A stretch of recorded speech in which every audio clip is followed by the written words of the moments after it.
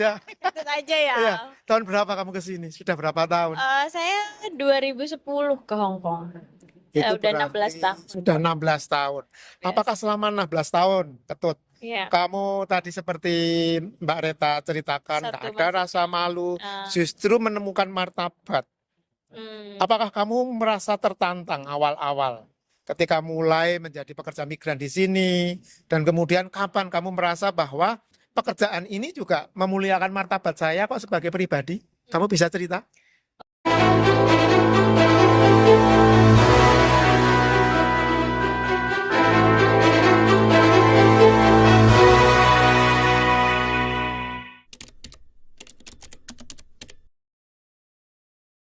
Oke, terima kasih Pak Dedi, terima kasih Mbak Reta. Kalau saya justru karena orang muda ya, itu lebih jujur, itu lebih kebalikan malahan. Tapi dari situ tumbuh, ya itu tadi kayak menghargainya gitu. Sebenarnya sebelum saya berangkat ke Hong Kong dan memberanikan diri untuk menjadi pekerja rumah tangga, pekerja migran, kan domestic worker itu ya, itu kan di benak saya tuh itu pekerjaan yang saya tidak setuju. Karena kenapa? Ketika orang pergi ke luar negeri, saya merasa perekonomian itu tidak fair lagi gitu. Karena seperti ini, ada perbandingan antara si kaya dan si miskin di desa saja gitu. Jadi mereka yang bekerja di luar negeri otomatis keuangannya, penghasilannya lebih tinggi dibanding mereka yang petani. Mereka yang bekerja dan mengusahakan semuanya yang ada di Indonesia kan, apalagi di desa.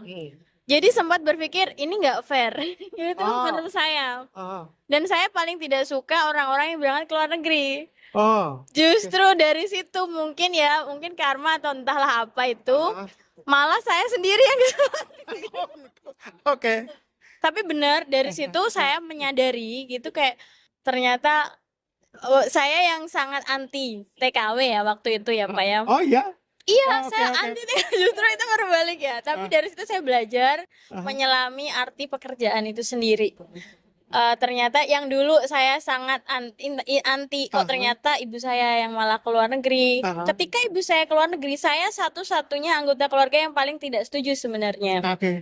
Tapi karena perekonomian seperti itu, jadi ya karena ekonomi keluarga, saya harus menyadari, iya, hanya bisa mendoakan ibu saya. Lalu setelah saya mengalami sendiri tidak ketiadaan materi ya untuk bersekolah, untuk melanjutkan pendidikan gitu, saya dari yang emosi lagi meledak lagi juga sebagai orang muda gitu. Mengapa orang tua saya tidak memperjuangkan saya gitu. Di situ saya kembali ke emosi diri saya itu tadi. Saya yang egonya ini kan ego orang muda gitu. Terus dari situ ketika saya terjun ke luar negeri sendiri saya mengalami, saya ketemu KKIHK di 2011 kurang lebih, akhir 2011 kalau tidak salah, atau awal 2011 saya agak lupa sih itu. Itu melihat orang-orang yang alasan mereka datang ke luar negeri sama sekali tidak ada cita-cita ke luar negeri kan. Karena keterbatasan ekonomi itu mengharuskan memilih ini gitu. Harus jauh dari keluarga gitu, harus memutuskan dengan hubungan dengan anak dalam jarak ya gitu. Itu lebih dari situ saya belajar banyak hal dan lebih dewasa dalam menyikapi yang sebelumnya saya sangat egois. Oh, saya ini tidak fair, ini tidak apa, tapi ternyata bisa memetik apa yang saya alami sendiri gitu. Oh iya, terima kasih Tuhan. Menjadi TKW pun bukan hal yang rendah, bukan martabat yang merendahkan diri manusia itu sendiri gitu. Dari situ saya justru yang tadinya awalnya datang gara-gara tidak pernah ini ya, kurang mungkin merasa tidak bisa untuk, oh saya bukan TKW, saya bukan pembantu rumah tangga gitu kan. Masih denial dan itu masih merasa saya bukan, masih menolak kalau saya TKW gitu. Itu di situ saya juga belajar terus mendekatkan diri dengan Tuhan itu, Tuhan sendiri loh direndahkan. Tuhan Yesus sendiri direndahkan. Kenapa saya harus tampil wah gitu, harus yang nggak mau direndahkan. Jadi di situ saya belajar lagi untuk rendah hati, bahwa pekerjaan yang saya profesi saya saat ini sampai saat ini tuh bukan pekerjaan rendah, bahkan dari yang saya kerjakan di sini saya bisa membantu keluarga saya, pendidikan saya sendiri, Iya, iya. kakak adik saya kayak gitu. Nah, orang lain yang butuh bantuan saya gitu, kurang lebih ternyata pekerjaan itu tidak serendah itu yang dulu saya pikirkan, yang tidak fair itu tadi, Pak. Oke, terima kasih Mbak Reta dan Ketut.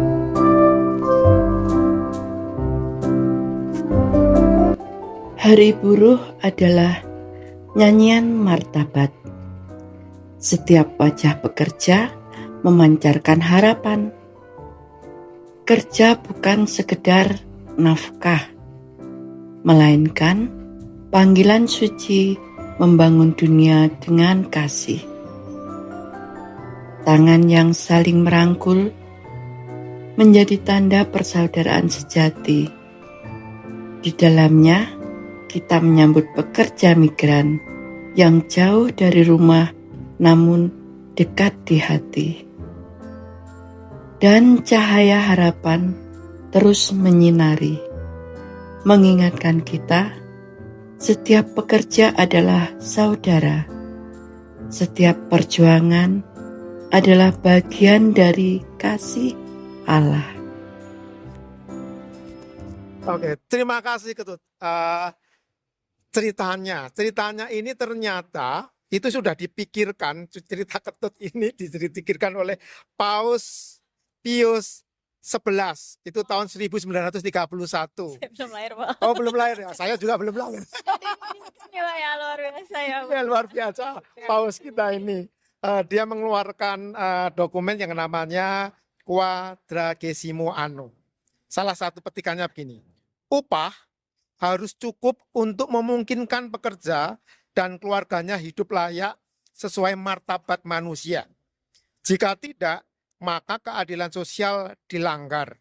Jadi memang dokumen ini memperdalam gagasan keadilan sosial, menekankan prinsip subsidiaritas, dan mengkritik sistem ekonomi yang menindas para buruh. Tadi Ketut sudah cerita, merasa tidak fair bahwa petani di sana bahkan denial atau mengkritik para TKW yang berangkat ke luar negeri, lalu meninggalkan orang-orang yang para petani yang di sana gitu. Nah, semasa di sini nanti bisa bergantian, mungkin Ketut dulu lalu Mbak Reta.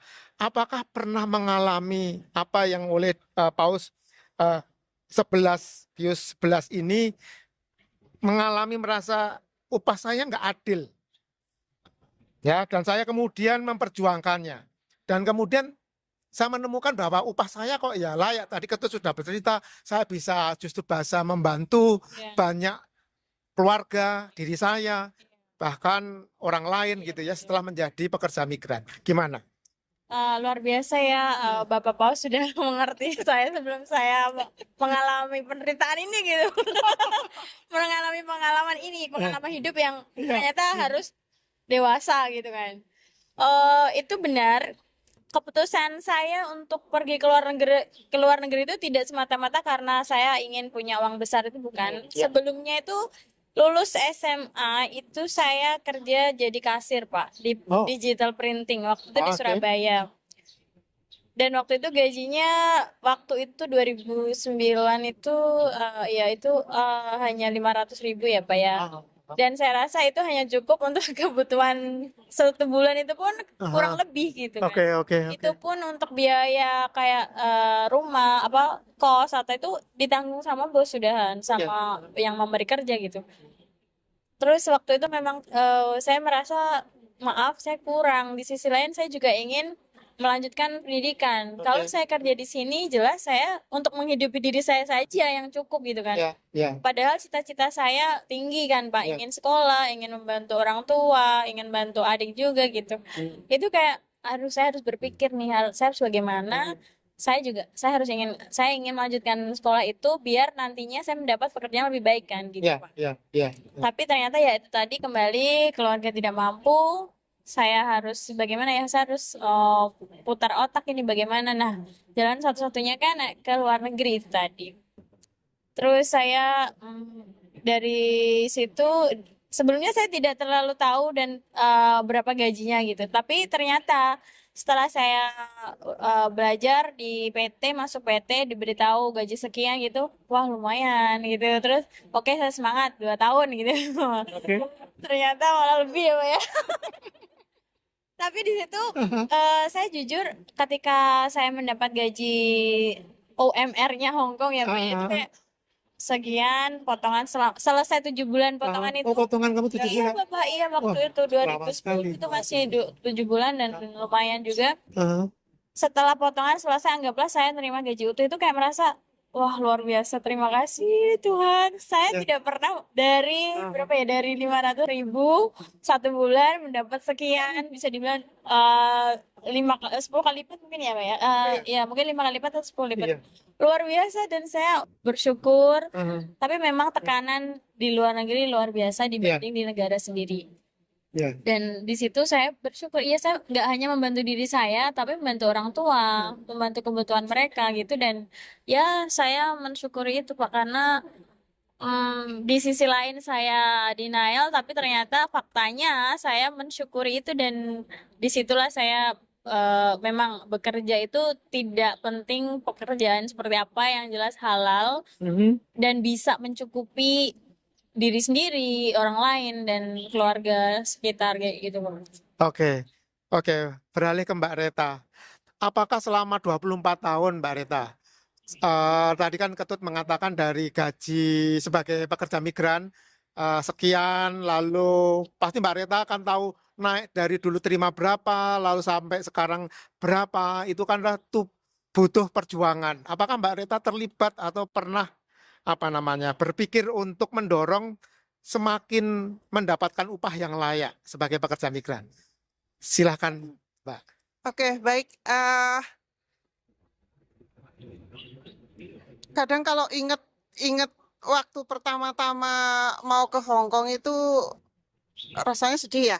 Maksudnya saya memang kan dulu orang yang nggak pernah bekerja di lain. Pokoknya sebelum ke Hong Kong nggak pernah namanya bekerja. Langsung Oh, menikah kan waktu ya, itu ya, ya, lulus ya. SMP, terus berapa tahun kemudian menikah. Jadi nggak pernah tahu namanya kerja di luar rumah gitu Ya, kan, ya, nggak tahu. ya. Nah setelah punya anak, lama-lama kok kehidupan tetap seperti ini, stuck di tempat itu, Ya. nggak bisa naik, nggak bisa. Sedangkan yang saya pikirkan bukan tentang diri saya harus memikirkan anak gitu kan. Anak harus mendapatkan, yang paling saya pikirkan waktu itu, anak harus mendapatkan pendidikan, itu saja yang saya pikirkan. Jadi akhirnya dengan keputusan yang bulat dan didorong oleh keluarga, ya diizinin lah oleh keluarga, akhirnya saya beranikan diri untuk meninggalkan mereka. Berat memang, anak-anak masih kecil waktu itu. Dan saya pergi ke sini dengan waktu itu gaji 370 atau berapa ya? 2070, aku nggak inget, tapi aku nggak ngalamin yang underpay gitu kan, nggak Ya, ada. ya, ya. Kan banyak waktu itu, Ya. masih banyak banget yang underpay gitu, tapi majikan saya nggak bayar. Ya. Gaji segitu itu bagi saya udah, ya Tuhan, saya dari kampung yang nggak pernah ini menerima gaji segini gitu kan. Waktu itu memang sama seperti itu tadi, potongan harus 7 bulan itu kan. Ya Pak, potongan 7 bulan. Dan waktu itu sepertinya setiap bulan itu menerima 500, kayaknya lebihnya itu dipotong. Ya, ya. Wow. 3.000 Pak sekali. Ya Pak, 21.000 Pak dulu, 21.000 ngalamin itu saya. Ya, tapi ya sudahlah, itu sudah berlalu gitu kan. Terakhirnya menerima gaji pertama. Ya Tuhan, bersyukur banget gitu. Walaupun perjuangannya benar-benar harus biasa meninggalkan semuanya. Tapi itu bagi saya itu sudah penghasilan yang sangat layak. Pak, sangat layak bagi saya dari orang desa gitu kan. Jadi waktu itu sih saya sendiri ya nggak menuntut untuk yang lebih layaknya lagi seperti apa gitu kan, enggak ya, karena itu iya lah, itu sudah Hong Kong sudah menetapkan seperti itu. Nah, kita mau menuntut yang bagaimana gitu kan. Ya itu sudah cukup gitu bagi saya Pak. Tetapi bahwa kalau Paus Pius XI lewat Quadragesimo Anno menyerukan bahwa upah yang layak bagi para pekerja, terutama para pekerja migran yang jauh meninggalkan kampung halaman menuju negara orang lain, itu harus diberi upah layak. Mbak Reta dan Ketut setuju, sepakat. Itu disuruhkan tahun 1931 loh. Iya, setuju, sangat setuju. Sangat setuju. Iya. Dan itu memang bahwa upah itu menjadi salah satu hal yang memang melekat dalam perjuangan para pekerja, para buruh untuk meningkatkan martabat sebagai manusia. Iya.